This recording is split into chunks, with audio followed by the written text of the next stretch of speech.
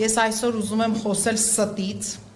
սուտը դարձել է քաղաքացիական պայմանագրի և նրանց ղեկավարի քարոզարշավի շարժիչ ուժը։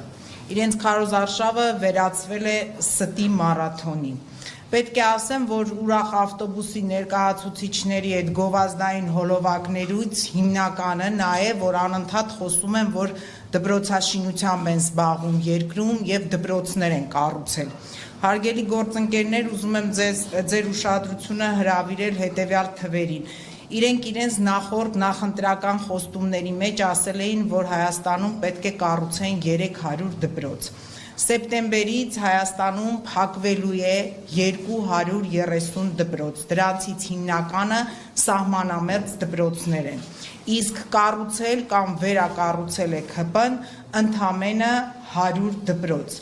Փաստորեն խոստացել է 300-ը, չի կատարել խոստման նույնիսկ 50%-ը։ Իսկ դպրոցներ փակել չէր խոստացել, բայց խոստացել է։ Եվ այսօր մենք տեսնում ենք, որ Գետքում, Մեղրաշատում, Ահնիձորում և շատ այլ սահմանամերձ համայնքներում փակվում են դպրոցներ։ Նրանք այդ փակումները օպտիմալացման անվան տակ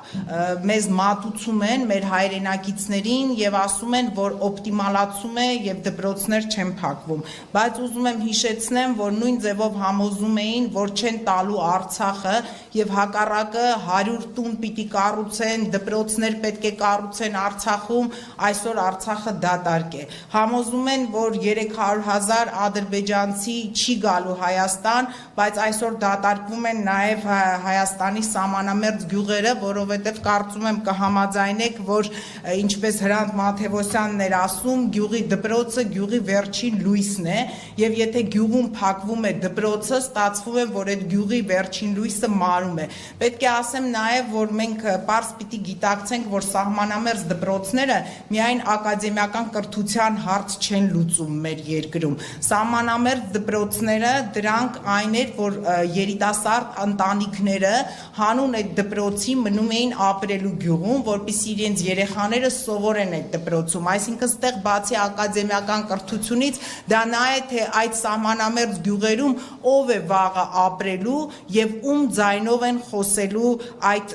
գյուղերը։ Այստեղից գիտեք հետևաբար հարց է ծագում, ինչու է դատարկվում Հայաստանի սահմանը, ինչու են փակվում սահմանամերձ գյուղերը Հայաստանում և ում է դա ձեռնտու և ինչ է իրականացնում այսօր Նիկոլ Փաշինյանը պետական ծրագրի անվան տակ, ում երազանքն է, որպեսզի Հայաստանի սահմանամերձ գյուղերը դատարկվեն։ Ես ուզում եմ, որ մեր հայրենակիցները և լրատվամիջոցները ուշադրություն դարձնեն, որովհետև հաճախ նաև ասվում է, որ գյուղի դպրոցներում շատ քիչ քանակի երեխա կա, բայց օրինակ Բայանդուրի դպրոցը 122 աշակերտ ունի, Գետքի դպրոցը 72 աշակերտ և այն օրը ծնողներից էլի արձագանքել էին, որ մեր դպրոցը նորմալ դպրոց էր և 72 աշակերտ սովորում է, բացի դրանից չեն խոսում նրա մասին, որ օպտիմալացման պայմաններում երեխաները պետք է 2 հերթով հաճախեն դպրոց և դա էլ շատ լուրջ դժվարություններ է ստեղծելու գյուղական պայմաններում ապրող մարդկանց և մենք գիտակցում ենք, որ ժամ առ ժամ, օր այդ ընտանիքները դուրս են գալու արդեն իրենց համայնքներից։ Քարոզարշավը գիտեք մի հոգեբանության մեջ մի հայտնի ճշմարտություն կա, ասում են մարդ, երբ որ ինքը շատ սուտ է խոսում, ինքն էլ է սկսում այդ ստին հավատալ և հետո փորձում է այդ սուտը տարածել մյուսների վրա։ Ագրեսիայից շատ արդեն խոսեցին իմ գործընկերները և ատելության խոսքից, այդ ատելության խոսքը և այդ ագրեսիան հենց ծնվում են այդ ստից, քանի որ այսօր արդեն ակնհայտ է դառնում երկրի վարչապետի համար, որ ինքը չի կարողանում այդ սուտը տարածել մեր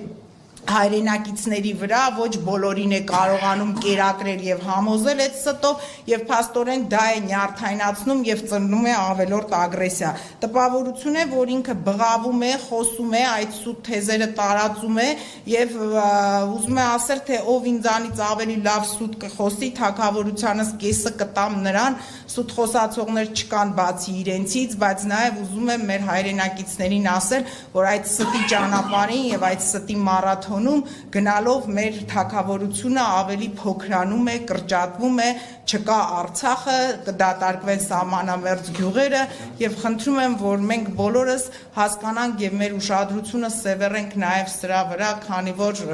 սահմանամերձ գյուղերը առանց երիտասարդ ընտանիքների դրանք դատարկ գյուղեր են։ Շնորհակալություն։